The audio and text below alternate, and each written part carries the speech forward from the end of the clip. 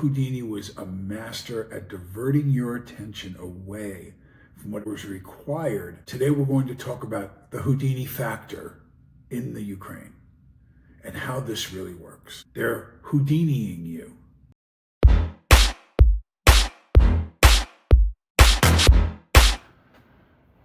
Good morning and welcome to the Daniel Baldwin Show. It is Friday, February 21st, and I am up at 3 a.m.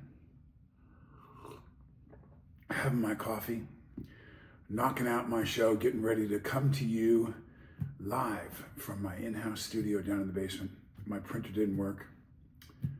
Had to use my wife's printer. Only she, the magician that she is, could make all of this happen this morning. I'm going to be reading a number of things to you today. Let's get my purple timer going, the hourglass. That baby is rolling right now. Do many of you remember Harry Houdini?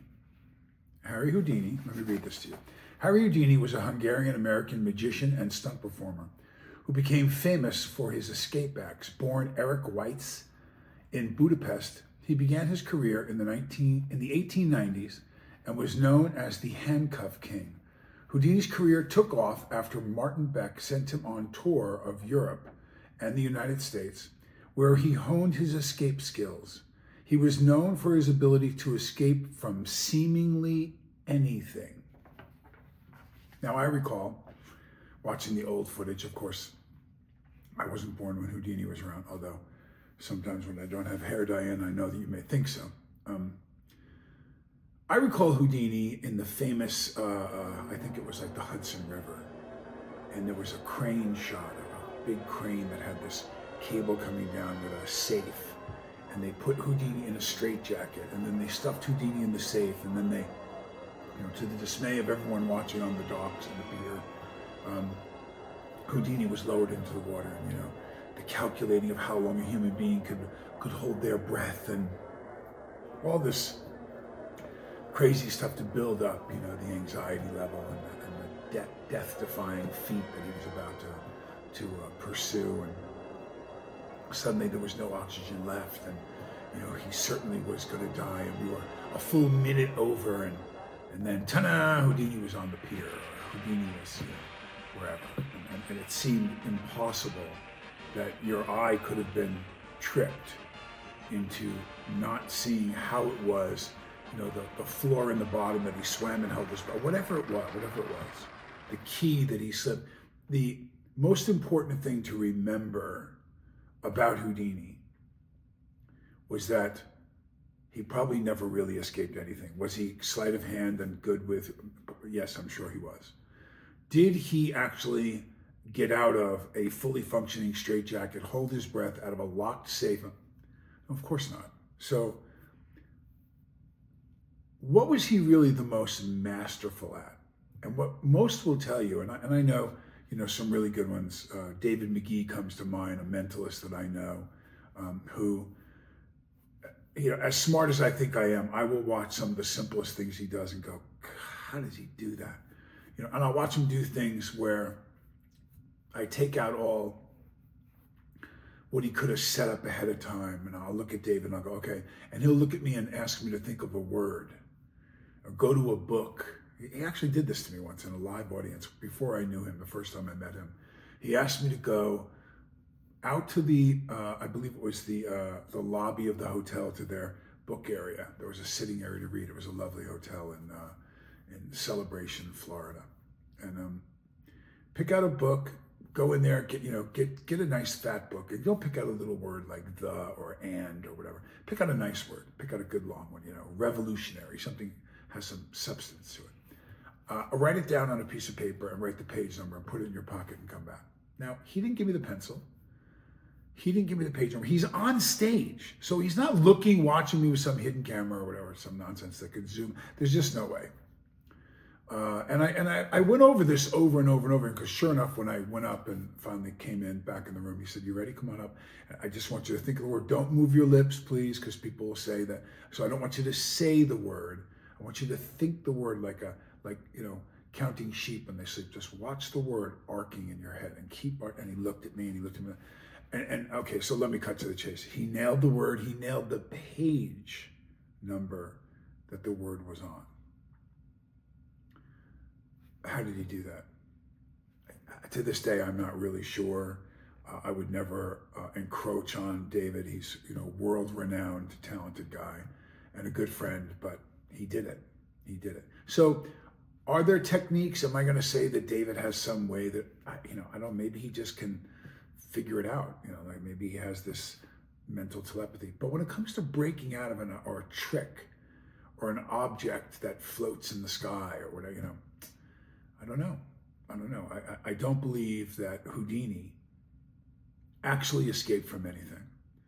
I believe Houdini was a master at diverting your attention away from what was required for him to get out of that safe, for him to escape from that object, from him to perform the show. Remember, it's a show. Today we're going to talk about the Ukraine. Today we're going to talk about the Houdini Factor in the Ukraine and how this really works. So we now know who Houdini is. We now know what Houdini does.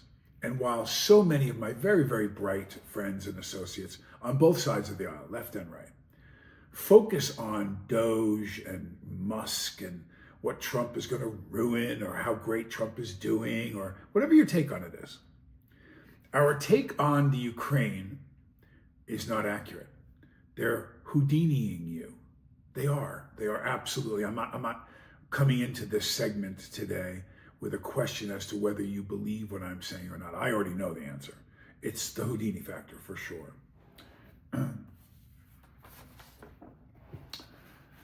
Running on fumes as industry warns of bankruptcies and the Kremlin gets old tanks from movie studios.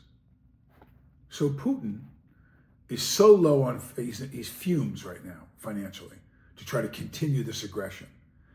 First of all, let's look at that word in the beginning too, the aggression. All these people saying Zelensky needs this and why aren't we doing this for Zelensky and how could Trump back out about all Houdini. While you're diverted over here talking about whether or not we're going to continue to help poor Ukraine, poor Zelensky, poor the people, poor, with horrible dictator Putin claiming and starting war against these people. There is no question that they invaded the Ukraine. No question that he is responsible, his people, for coming over that border and starting the war. I don't think anyone is arguing that. That's a fact. Are the people of Russia responsible? Is even Putin, Houdini, is Putin really responsible? Is he really the one that calls all the shots? Is that what you are led to believe?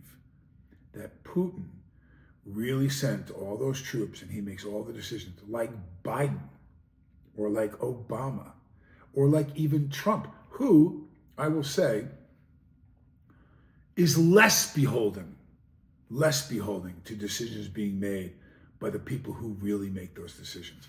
And I'm going to show you what I know and who makes those decisions and why they're made and how they're made and what this is really about. And while my friends who will watch this on both sides again of the aisle, I will say to you, I'm not guessing about this. I'm telling you how it goes. I'm going to read to you the evidence of how and why this happens. And why, again, while they run over here telling you, look, and you're like, oh my God, look over there. But they're doing all of it over here, and it's not the people that you think it is. It has little or nothing to do with them. Little or nothing, at least throughout history. It got Jack Kennedy killed. It got him killed that he wanted to pull out of Vietnam. So if Russia is running out of money and they're using Russian dollars, the government dollars, to pay, so this is the beauty of it. This is just how brilliant it is. So they take the Russian tax dollars, they take the aggregate amount of money that they have within the Russian government, and they pay for all this warfare to private companies, which stimulates the economy in Russia because you're buying products that are being built and made in Russia and some outside of the country, but you're buying products and creating jobs and using the average guy who's selling bread on a street corner in his little store. That guy's money, his taxes, are going towards buying hand grenades that are made for a company that donates to Putin and that lines the pockets of these people that are in the government and the hierarchy and the big business people. It's a brilliant system. It is the industrial war complex, it's called. The war machine, the machine financially that is war, and it is a machine, which is why you'll always find the US, with the exception of Trump, in a confrontation somewhere abroad. You have to. I mean, the guys that send the money to get these people elected and that take care of them need to get paid. Their stock needs to maintain a certain level. Their proceeds each year and the amount of profits that they made have to be stimulated because they're given the money to get you elected. So if you don't do the right thing by them, they're not giving you their money anymore. You're not getting elected again. This is a financial circle that is closed each time through politicians. China quietly supplies minerals to Russia and the Russian war machine in the Ukraine. That article came out of Newsweek. Okay, let me read this to you. Since Russia's full-scale invasion in the Ukraine in February of 2022, China has become an economic lifeline for Moscow, strengthening trade and military ties with its northern neighbor. Beijing portrays itself as a neutral mediator, asserting that it has not supplied arms to either side. However, NATO has labeled China a decisive enabler of Russia's war effort, and the US and the EU have sanctioned hundreds of Chinese nationals and entities over exports deemed to be aiding Russia's military-industrial base. So, China's not in the war. China's not in the war. But they're selling stuff, lying about it. They don't care if they're going to get caught. They've been sanctioned. Who cares? They're sending supplies over and stimulating their economy. So China does well with a war that's going on in the Ukraine. A war with Russia that has nothing to do with China. So there's China's plan. Now, listen to this. Ukrainian drones and missile targets Putin's war machine inside Russia. Ukrainian drones and missiles. They target Putin's war machine. As Trump administration outlines plans to pressure Vladimir Putin with economic measures against Russia's energy sector, Ukraine is taking an altogether more direct approach. Since the start of 2025, Ukrainian forces have conducted a series of bombing raids on oil refineries and other energy infrastructure deep inside Russia. The attacks are part of an ambitious Ukrainian air offensive that is also targeting Russian military logistics and defense production sites. Why is that important? Why is that Houdini factor? Well, we're led to believe, and people are outraged right now. Right now, it's top of the news that Trump just kind of seemed to have seemingly turned his back on Zelensky and the Ukrainians. I don't buy that for a second. I don't buy that for 1 second.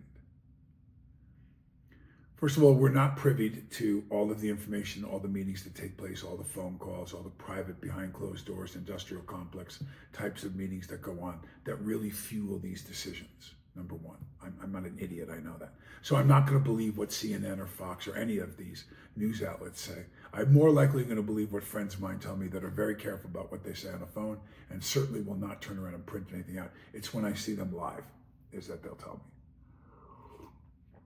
I've had a couple of those types of meetings. I've seen a few friends down in Miami recently and have a pretty good understanding of how this really works. Why is it significant that the Ukrainians who are buying the drones and buying the missiles from us We are supplying, which is what the biggest problem with all the money that went to the Ukrainians from Biden. They're not even, they're owing us the money. They don't have it. So in these donations that we make, that when you hear that Biden has approved in 4 years, hundreds of billions of dollars of support to Ukrainians, while American soldiers are coming home and don't have a home to live in, while North Carolina residents have been decimated by a terrible storm, and we have, what was it, $700 to give each one of them, or some nonsense. Brutal winter passing right now, thank God. The lines in North Carolina to keep themselves heated are going to start to diminish, but they still have no place to go. They have no fresh water. They have no sanitation. They have no sewage. I mean, it's a nightmare. But we're going to send, and he approved right before he got out of office, another stockpile of money that's going to go to the Ukraine. In what form does that go to the Ukraine? Missiles, drones. Do you think that it's a coincidence that target, the directive of these missiles that we're going to give to them, we're going to send them all these missiles, and they're going to target oil refineries deep into Russia? It has nothing to do with where the troops are killing millions potentially of Ukrainian young men and women. All these, you think anyone cares in this entire equation about those boys and girls being killed? Do you think anyone cares about the Houdini effect, the facade of the stuff you're going to see on the news that tells you, oh my God, that boy, that it was so violent when they watched the RPG hit his Jeep. No, they don't care. They don't care. That's the Houdini factor as far as the news and the footage that you see. Let's let everyone go, oh my God, all the outrage of Trump is going to stop Zelensky. We're targeting with our own missiles. So we're really shooting the missiles, aren't we? We're giving them to a country that can't afford them. We're supplying them to a country that can't afford to have a war. China is backing Russia because they're making all kinds of money off of the war. The United States is backing this because if you think look at how brilliant, look, please look at this. You and I are paying for the missiles. We're paying out of our taxes for the bombs and missiles to be shot at deep into Russian refineries, which only makes the value of United States oil companies, oil and crude and gases and different things that we sell to Europe worth way more money. Those stocks for the big defense companies, those stocks for the big oil companies and the gas companies in the US, they thrive on that. So we can target the enemy economically and we can blow their crap up, cripple their ability to make money on oil. The demand for the oil doesn't change. You still have to have the oil. Oh, hey, you know what? Over in Turkey, we got a buddy that works, at, you ever heard of a company called Exxon? Have you ever heard of a company called Shell? Do you guys need some oil? Because, I heard the plant where you were getting most of your oil is blown up. It's gone. They can't meet the demand anymore. Who's going to meet that demand? Where does British Petroleum fit into this equation? Do you not see it? Over here, hey, over here, and I'm out of the safe. This is exactly why I call it the Houdini method, the Houdini factor. You are being led to believe by the stuff that they're feeding you. They put this trough because you're hungry. You're hungry. You want to know what's going on. You don't want young men and women killed in a war effort. You don't want our guys over there. You don't want to send our people over to the Middle East for weapons of mass destruction that don't exist. But you don't want this crap. US and European big oil profits top $250 billion since the invasion of the Ukraine. US and European big oil profits top $250 billion since 2022. European and US oil and gas majors have made profits of more than $250 billion since Russia invaded Ukraine, according to a new analyst of the Global Witness, marking 2 years since the conflict began. After posting a record gains in 2022 off the back of soaring energy prices, the big five fossil fuel companies paid shareholders an unprecedented $111 billion in 2023. In the hottest year ever recorded, this figure is some 158 times what was pledged to vulnerable nations at the last year's COP28 Climate Summit. In total, Shell, BP, Chevron, ExxonMobil, and Total Energies have paid $200 billion to shareholders since the invasion of the Ukraine, funneling cash to investors as more than 10,000 Ukrainian civilians were killed and millions of households across Europe struggled to keep their lights on.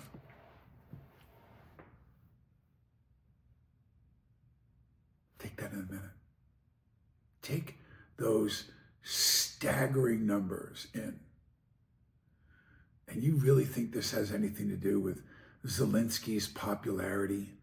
Putin invaded, and it's a dictatorship, and all this BS that they feed us. That's the Houdini factor, man. That's the Houdini factor.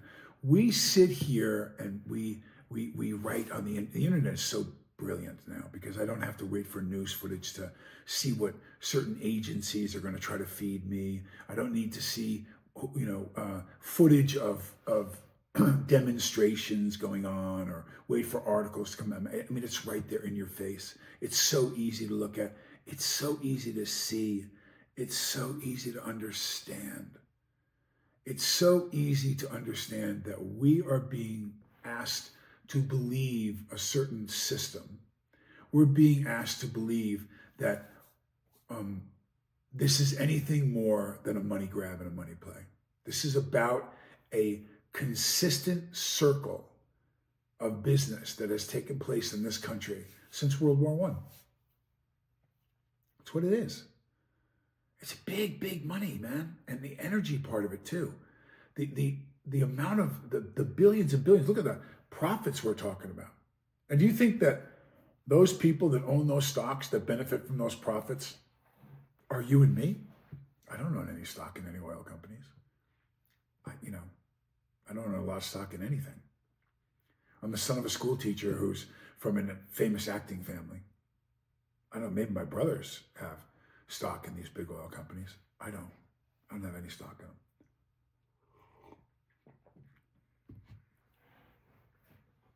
Do you not see it? Do you not see what I'm talking about?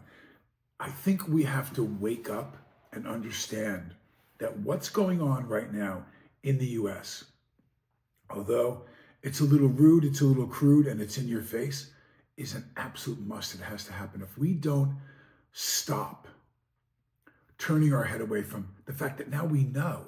Here's the sick thing for me. You know I'm right.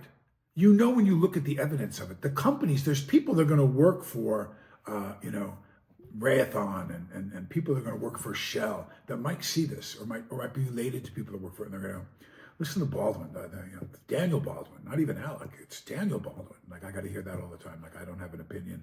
I haven't lived my life to look at, because I'm not famous enough an actor. I can't tell you this. I'm telling you the brilliance of this, and we're not doing anything about it. Even after I report this to you, and you may want to fact check, and you may want to look it up, and you can. I promise you what I'm telling you is true. They have us so set up. It's unbelievable. We pay for the stuff that they're sending over there, and they make all the money. How the hell do you go wrong with that? That's like owning a restaurant, and the tax dollars go into buying all the supplies, paying all the employees, paying all the bills, and I just take the money in. And you don't get to eat there either, by the way. You got to pay to eat there, on top of the fact that your taxes pay. Would you go to that restaurant? Would you allow that to happen? Well, that's what we're doing. That's exactly what we're doing. It's so brilliant how they set it up. And yet, as we expose more of it, as we look at the Doge problem going on right now. And again, should we be careful about what we do, about people's privacy? Well, we're in a state of emergency right now. Do we have to worry about when there's a fire going on in your backyard, whether we break your fence down with the fire department? Do we have to worry about when we come in, we didn't have permission from the homeowner? Like, what are you talking about, man? The house is on fire. No, this is my job. This is what I do. There was a complaint, gunshots in your backyard. The police are coming. SWAT team's coming in, and they're not asking permission. You lost your rights. There's a lot of what's going on right now. I mean, honestly, it is what's going on. They have proven so much stuff that's going on, so many like improprieties financially that it looks like it's going to be trillions of dollars. Like, if you told me, let's just use the simple one, which is a small one comparatively. Just listen for a second. And the emails that I get and the communications that I get about, Baldwin, you should blah, blah, blah. Save it, man. Save it. Save it for a second. Because if it was the difference between you and me, the ones that oppose what I'm about to say, is that you don't see it as your bank account. I see it as my bank account. I do. I pay, a nice amount of taxes. My wife pays a nice amount of taxes. I've always, been in a, above, level tax-wise in my career. And I've had a nice life. That's my money. That's my money. So here's the small one.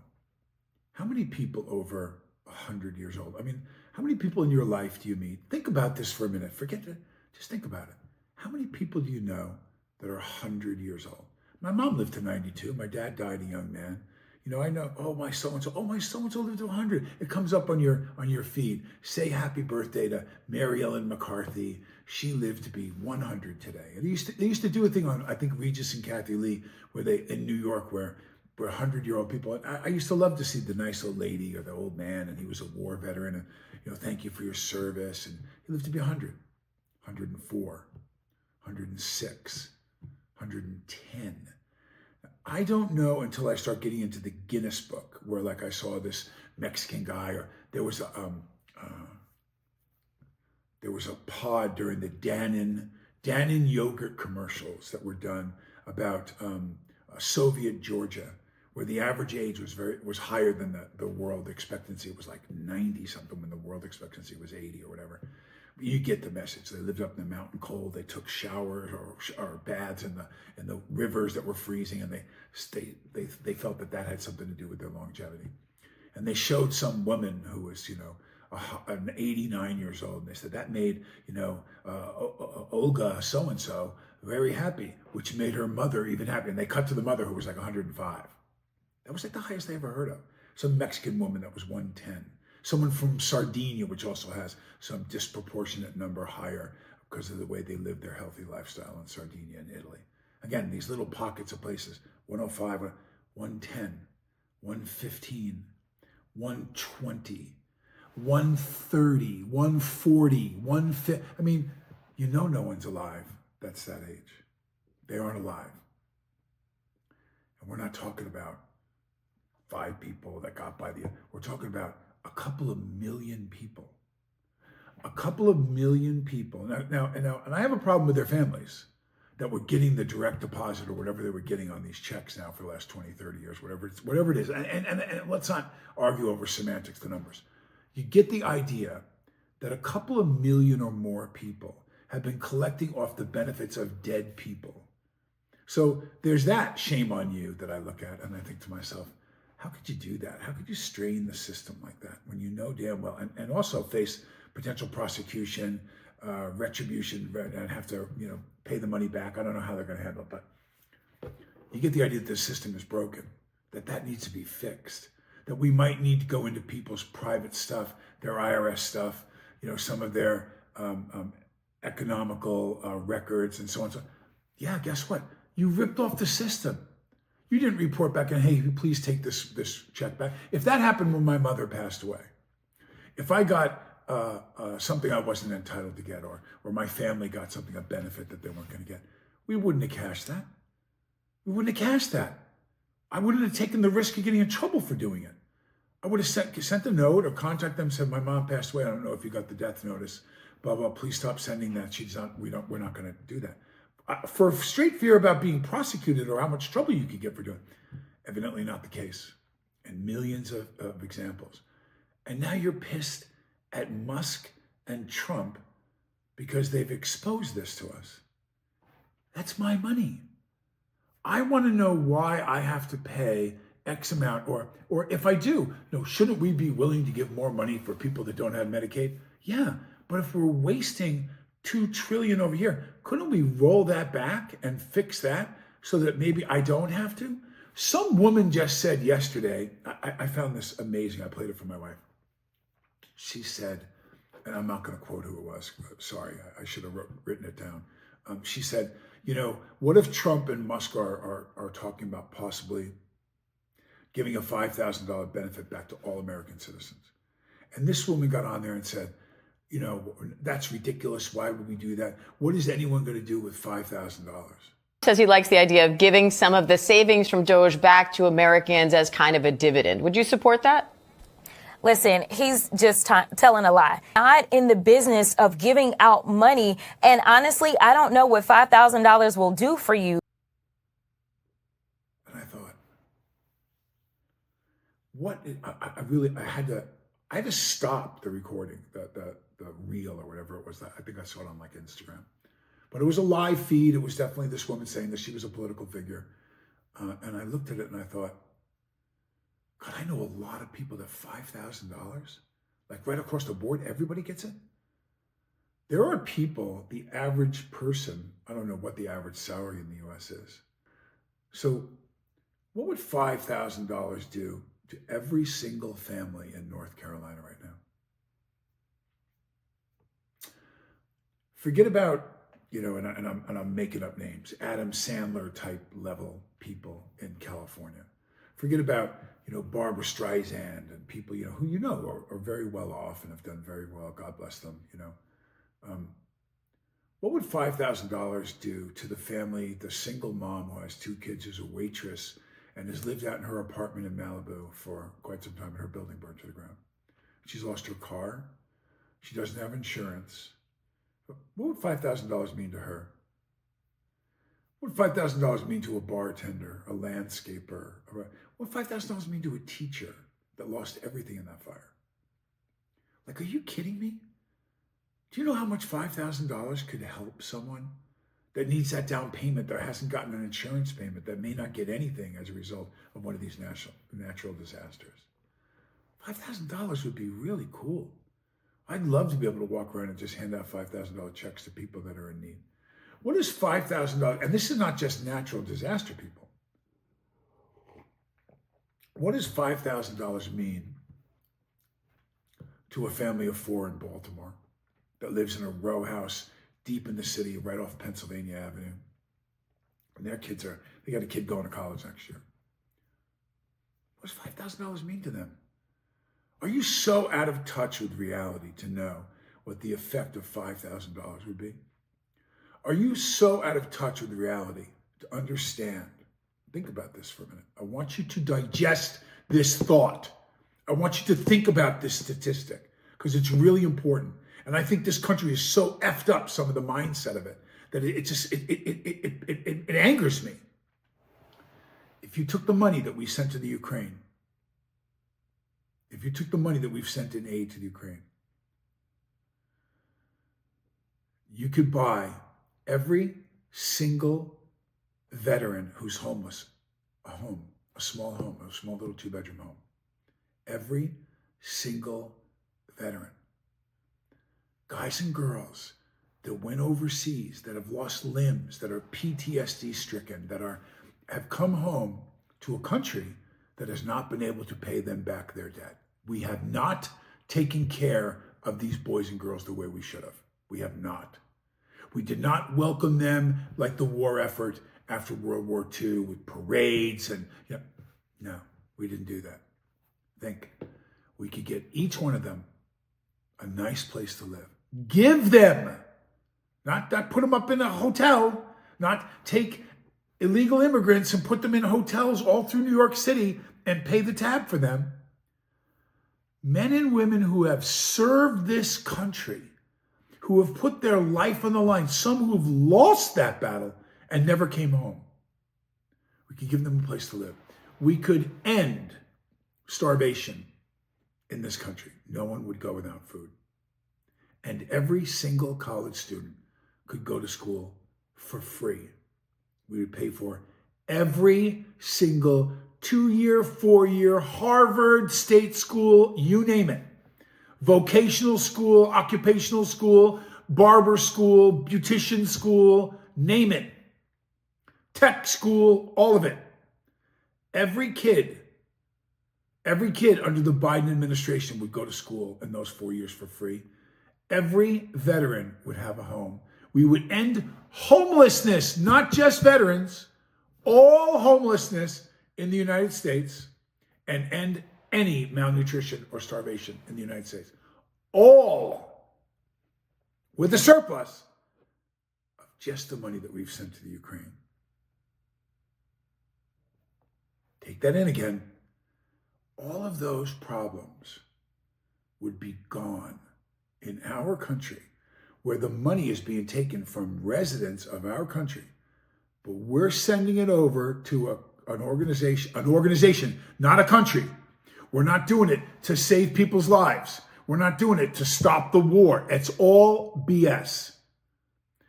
We are using our dollars to pay for stuff that increases the stock value of a very small number of companies and a very small percentage of the people that own the stocks and run those companies. That's the Houdini Factor. That's what's really happening right now. And while you sit here and say, Trump has done this and pulled the rug out from under Zelensky, let me tell you something. Do I believe he was invaded? Do I believe this is terrible? Do I believe how this whole thing started? Am I convinced they mind? Am I convinced that Zelensky is this character? Hey, look over here, I'm jumping out of the safe. No, I'm not convinced. I'm not convinced. Washington, Reuters, which by the way, was on the list of USAID receiving, I think it was $20 to $30 million. A neutral news agency that we depend on to report for us was getting paid by the Biden administration. Paid, Reuters, according to the list. Houdini. Washington, October 22nd. The Russian invasion of the Ukraine in 2022 is starting to boost the defense contractors' revenues as customers such as the U.S. government restock supplies shipped to the Ukraine and countries around Europe arm themselves with an eye on Moscow's aggression. U.S. defense contractors such as Lockheed Martin, General Dynamics, and others expect that existing orders for hundreds of thousands of military rounds, hundreds of Patriot missiles, interceptors, and a surge in orders for armored vehicles expected in the months ahead will underpin their results in coming quarters.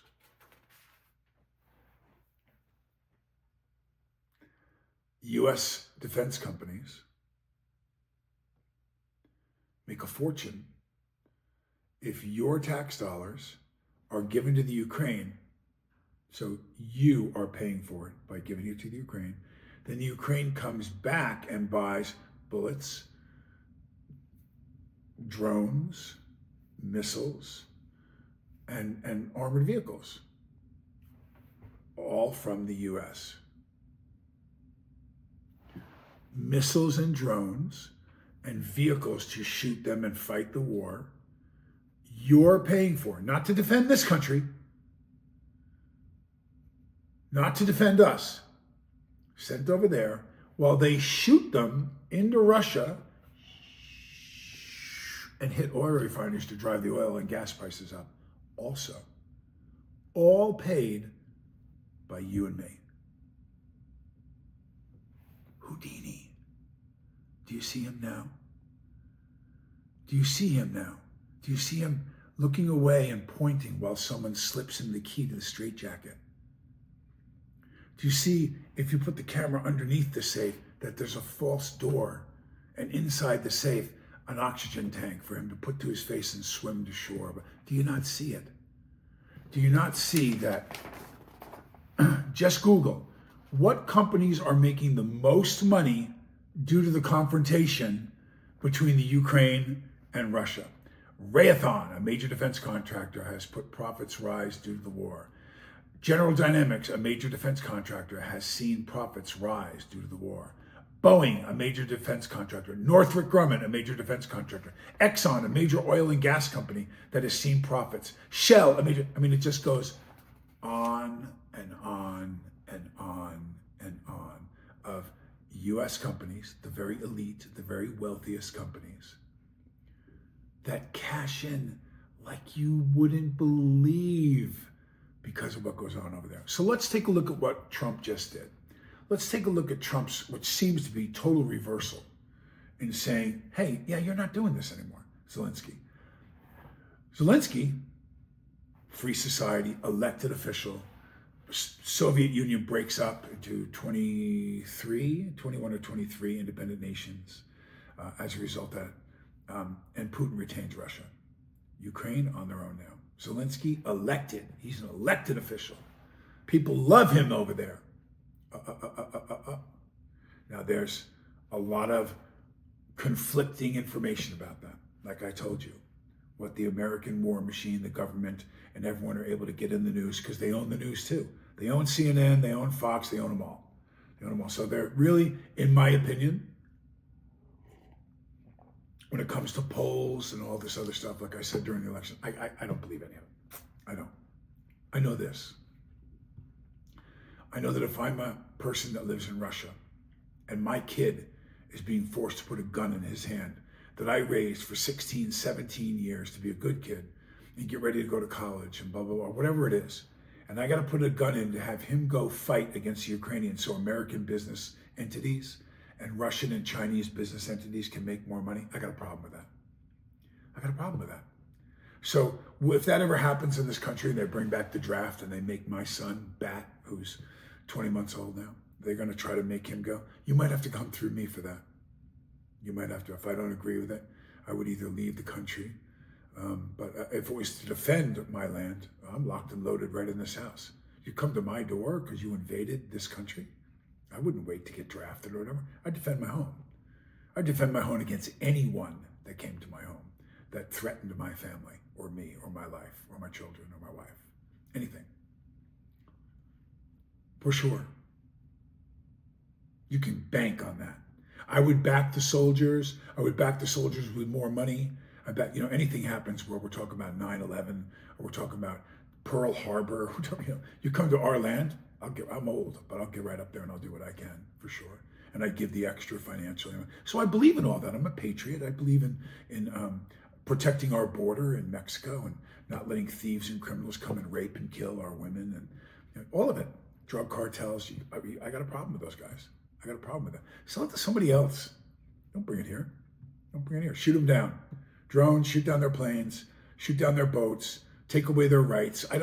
Listen, if you're doing something illegal, if you're doing something that's dishonest and it's illegal for financial gain, obviously almost all the time is solely what it's for, take them out. I don't got a problem with that. I don't have a problem with that. Oh, that's so terrible. And what about their rights? They lost their rights when they broke the law. They lost their rights when they did that.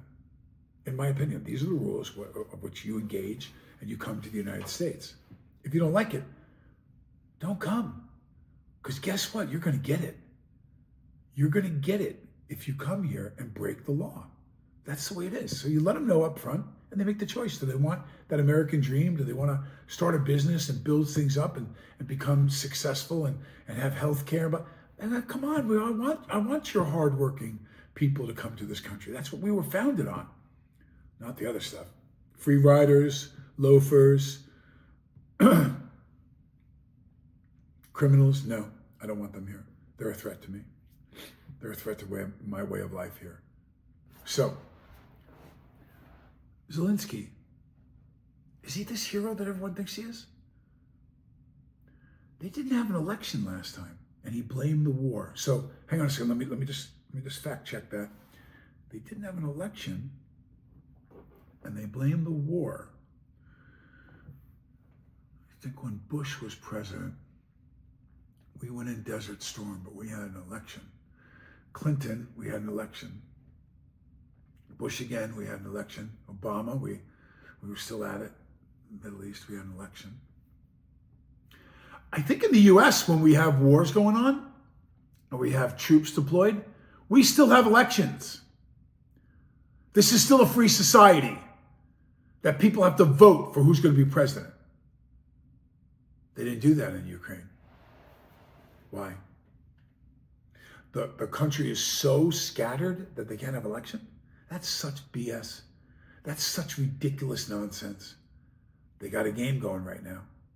Houdini's up to bat. Right over here. Houdini. Yeah. Guess what? They should keep their elections in the Ukraine because his popularity has plummeted. He has not had the answers that the people in that country are happy for in quite some time. And if you don't think for 1 minute that those people that he serves over there, the elite, same Houdini Factor, that are making money off this war, that are making energy money off this war, that are targeting through their military, targets that they want obliterated, and they're not getting compensated for that, you are out of your mind. It's U.S. tax dollars. Again, this is the brilliance of it. They have an open checkbook. This is the same as what's happening with USAID. Is all of it bad? The idea that people on my Facebook page, friends of mine that I've known for years, are going, you're not in favor of wheelchair access on curbs. You're not in favor of this going on. You're not in favor of people having Medicaid. You're not in favor of children getting meals. Yes, of course I am, you idiots. Of course I want to help people. Of course I want the money to go to what I thought it was being written in a bill and being passed and taken out of my pocket to go to. But it's not going to that. So how do you stop that? Use the analogy that I used for a leak, because the money is being siphoned off to other areas that it was not approved to go and it's not supposed to go to. How do you first fix a leak? You shut the water off every single time. Hi, this is Roto. How can I help you? Yeah, we got a leak. It's leaking. Have you shut the water off? I'm going to send the man out right now. We're going to shut the water off. Have you called the city to shut the water off? Have you gone out to the main in front of the house to shut the water off? Have you shut the water off? You got to shut the water off. That's the only way before you can dig it up, before you can dry it up, before you can clean it up, to assess how bad it is. The water has to be shut off, and people are pissed off that we're shutting the water off when we got so many leaks hemorrhaging. I mean, absolutely ridiculous levels of inefficiency and criminal acts going on. And people are mad that the water's getting shut off. What about the poor people that do get some of that money? Well, guess what? Let's shut the water off. Let's act quickly. Let's even approve some emergency funds for those people who need it right away. What about giving $5,000 to every family? Let them have their own water. Come up with a truck and drop the water in their front lawn with a big, container of it. Use your own water for a little while. Here's some money to go get it. This is so ridiculous that I would come on a show like this and have to explain to so many super smart people that understand, that have run their families, that have been mothers and fathers, that have been business people, but that you don't get the game that's going on here, that you don't get that you're being fed this line of crap, like I told you, this media mogul, I want to say his name so bad, I do, I want to throw him under the bus, because I'll never forget him saying to me, I was in his car, and he said to me, well, yeah, you just got to, he made the analogy of the people being sheep. I remember looking right at him. I'm sitting in the front seat. He's driving. And we're off to his home from, I don't want to say what network because you'll know who it is. And I said, are you saying the people are sheep? And he went, yeah, man. You herd them, you feed them, and then you take them to slaughter. You got to herd your sheep and make sure that they're happy and content. Give them just enough, and they'll go wherever you point. The dogs will drive them right into that spot. I thought, he was talking about the people in the conversation, the people of the United States, how they could be herded like sheep. Like we were idiots. And this guy was a billionaire. But he meant it. He meant every bit of it. I tell you right now that what is taking place is another one of the greatest hoodwinkings in the history of time. It's Houdini level stuff. Keep your eye over here while we report to you, because we own the news. So we're going to feed you, just like those sheep, what we think you need to hear so we can pull off what's really going on over here. And it's all about money, and you're paying the bill. And so this guy, who is not part of the regular political team, he's different. Does he do everything right? No. Is he brash sometimes? Yes. That's what makes him who he is. He got elected because people are getting hip to what's going on. We are being ripped off at the cost of tens of thousands of lives and trillions of dollars. And he's looking at it going, hang on a second, I might have to shut this off. I might have to turn the water off right now to this guy, Zelensky. He hasn't had an election. So again, let's be part of the machine over here that might get hurt by that. What are those people going to say if they shut off the money that's going to Zelensky? Well, a lot of those companies we're talking about, they're going to be pissed, aren't they? They're making record amounts of money in the last 2 years. Record amounts for their profit. That's a very small number of people that represent the population that own those stocks and everything. There could be a lot of people that don't like that. Remember something. John F. Kennedy started the Peace Corps. John F. Kennedy said, if I'm elected a second term, I will pull us out of Southeast Asia. Same bullets, same tanks, same Bell helicopters, same companies that are on this list, same oil companies that supply the gasoline that has to be put on ships, that has to be taken over, that has to make naval ships, that have to make missiles and bombs that drop out of airplanes while we try to kill, blow into oblivion, people that are living in a jungle. You know what I mean? Talk about just ridiculous. And they killed them. They shot him in the street, right on the news, like they didn't even care. Hey, yeah, you're not pulling the people out of there and you're not getting elected again, so you're dead. Shot him. The most amazing thing about that, the most amazing thing about what I do a lot of times on my show is, for me, is the level of apathy that is involved in my making that statement. That if you ask the average person, you look at by decade, 60s, 70s, 80s, 90s, look at the numbers. I promise you this is true. Do more and more people accept the fact that it's like over 65 or 75% now, that JFK was murdered by an inside source, that the CIA, yeah, they accept that. Martin Luther King, Bobby Kennedy, Medgar Evers, Malcolm, they're all inside jobs. And if you looked at how many people in the industrial war comics, or how many people who have had knowledge of different things about energy or devices that they invented, but dead. Witnesses towards testifying against secretaries of state and presidents, about dead. The wake of destruction and death behind many of the great scandals of our modern times is unprecedented. Again, how much of a threat am I, with this show that I tell you about these things? I don't know. I've been put on FBI block lists. I've been banned from certain networks. I'm speculating. These are all my opinions. Stuff I look up, I research.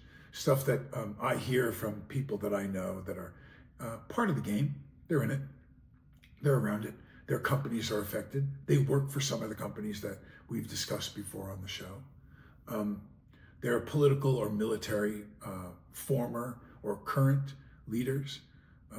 They're our sources here through people that are more rebellious, like a Donald Trump or a J.D. Vance or an RFK, and they're not as afraid. They've already tried to kill Trump a couple times. Is that over with? Are they going to try that again? If he keeps ruffling feathers, they might not like what he's saying, because we're talking about a lot of money.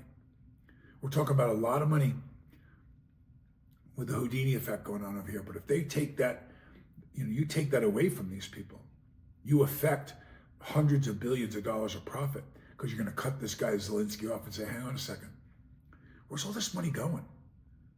What are you doing with all this money? Are you really putting hundreds of billions, you know what billions of dollars can do in a war? So where's the money going that's going to the Ukraine? Are you really spending, so how many bullets, how many ships, how many, so we're not talking about ships, we're talking about land vehicles. But what does a tank cost? Well, you have to remember a tank costs $3 million, okay? So if we send 100 tanks, that's 300 million. If we send 500 tanks, it's 1.5 billion. Let's send 500 more tanks tomorrow. Let's send 1,000 more tanks. Let's send $3 billion worth of tanks, 1,000 more tanks, loaded up with the shiniest rockets and stuff on them, launchers, all of it. Let's make it not 3 billion. Let's make it 30 billion. Let's send 1,000 tanks and all the rounds that tank could shoot, each one of them, for 6 months. Just firing, just sitting there firing them, wherever you want, continuously firing 1,000 tanks. And we'll send 1,000 helicopters at $5 million each. And we'll send 1,000, you get the idea? We're only up to like 40, 50, 60 billion. We're at 100 billion. Let's send planes and drones and missiles too. Let's make it 100 billion. Let's send 100 billion and just blow Putin out of the water with technicians that show him how to use it and save these boys that are going up. Why are you going up to the border and fighting? Do exactly what we did. Have you not learned anything from what we did in Iraq? You open the air corridor and the warthogs come in and drop more missiles than possible so that the Republican Guard can turn around and climb out of the hole and say, please stop bombing us, please stop bombing. And he blew them into submission. Then the troops came in to clean it up. Do that.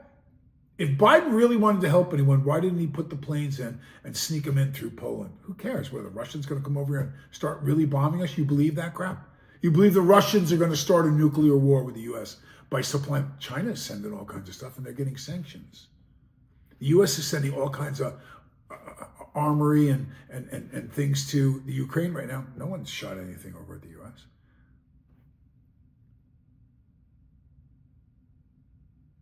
Who's this? Do you remember? Houdini.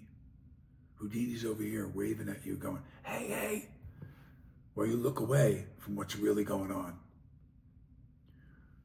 It's all a game. It's all a facade. This is all about money. So the idea that right now that this president wants to turn the water off, that he wants to turn around and say, hang on a second, what's really going on over there? I didn't start this. This happened after I left office. Now I'm back and I'm looking at it and I'm saying, how do I tell USAID and Americans that certain kids aren't going to get money right now, which I got to address that. He realizes that. He realizes that you blowhards out there that are trying to turn around and pin him into being insensitive. He doesn't want kids hungry. He's a father. He doesn't want kids hungry. He doesn't. But he knows he has to shut the water off first. What about what we're doing in this Ukraine place, man? What about what we're doing with all this money? Are the Ukrainian people really benefiting from it? Does the average family in the Ukraine, look, does the average family in the Ukraine really benefit in any way from this? No, they don't. It's Houdini. And they count on you to be the sheep that they project you to be. They count on you to react the way they feed you to react with the information and the sources that you have. When you look at the easy, simple, right in your own hand devices, that you could Google this information like I do, that you could seek people that you know in the business world to go, yeah, they're making a lot of money over there right now. They really are. They're making a lot of money. And yet, what are you going to do? I'm going to get 1,000 emails of people that go, wow, man, I hadn't thought about that. I'm going to get another 1,000 emails going, Baldwin, you're such an ass. You don't know anything. This Zelensky guy is a patriot, and he's trying to save Ukraine from Putin and Putin's terrible, devastating. Putin didn't make any of those decisions. Wake up. Wake up. Putin answers two of the same people that Zelensky answers, that they get on phone calls and they laugh in boardrooms at all of us. Well, we pay the tab and they make the profit. It's like being a pimp. It is. It is. The prostitute goes out on the street and services the John and comes back with the money and gives it to the pimp. We're all getting pimped out, our taxes. And we're arguing and fighting over whether or not we should be further protecting poor little Ukraine right now. Now, again, please don't misunderstand that and send me all these stupid communications that I have no heart for what. They invaded Ukraine, for sure, for sure. We should be sanctioning, we should be figuring out ways to roll back on him, roll back on China for supporting him, all of it. But they won't. They won't, because it's what they wanted.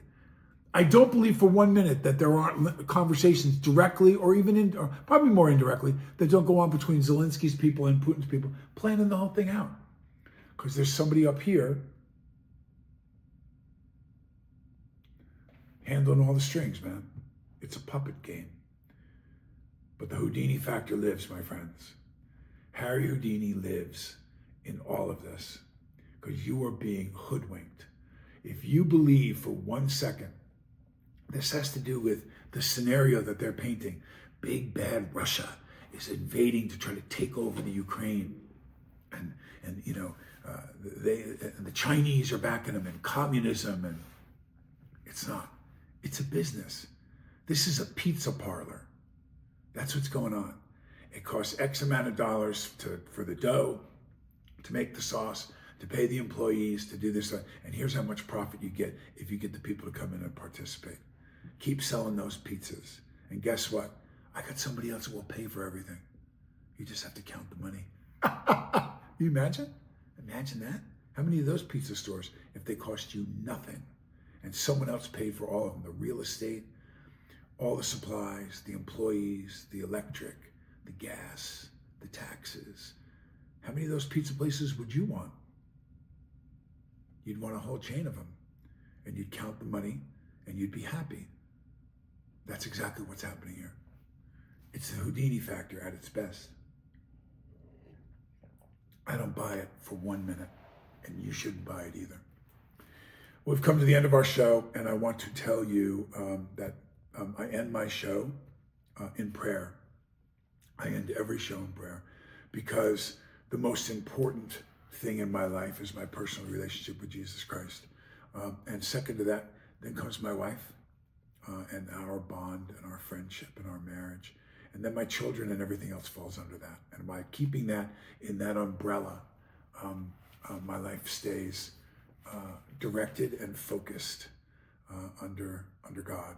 So if you're not one that is in favor of prayer, then it's time to turn the show off. And if you are, please join me in this prayer. Lord, I thank you, Lord, for all of your abundance and all of your guidance, God. And I always say those things in the beginning because I feel that I've been given so much. And I'm so blessed to know you and have you in my life and have you guide me and protect my family. And God, for those men and women, especially the men and women that fight the war that we're talking about in Russia and Ukraine, those boys and girls, the families that have lost loved ones, I ask you, Lord, please put your hand, your healing hand over them and keep these boys and girls safe. And could we come to some peaceful resolution in the Ukraine? Hopefully that our president can force people to see that there's a better way and that killing each other is definitely a sin and that is not something that we're supposed to do. So it has been ordered by the Lord, by God, by Jesus Christ. In your name we pray, amen. So, do I think that with the amount of money that's at stake, that President Trump or JD or whoever it's going to be are going to be able to walk a peace in some type of ceasefire or some type of, I hope so. I hope so. I think what that would be like, I remember, let me just tell you a quick story to end with. We had a friend, it was in the, I want to say it was probably 1966, 67, 68. I was a kid. Maybe even before that. I'd have to look it up. But His name was Roland Florio. And he had a sister, Emma Florio. And the Florios lived right by us. We lived down on Greatwater Avenue in Massapequa and Nassau Shores. And I remember Roland was one of the first times I ever really dealt with death. I remember Roland. I was little. I think we moved out of the house on Greatwater when I was probably 5 or 6. But I remember when Roland didn't come home. I remember Big Roland. He was this guy in the military. I only met him a few times, but I remember him. I still can see him in his military uniform. I thought that was really cool that he was in the service.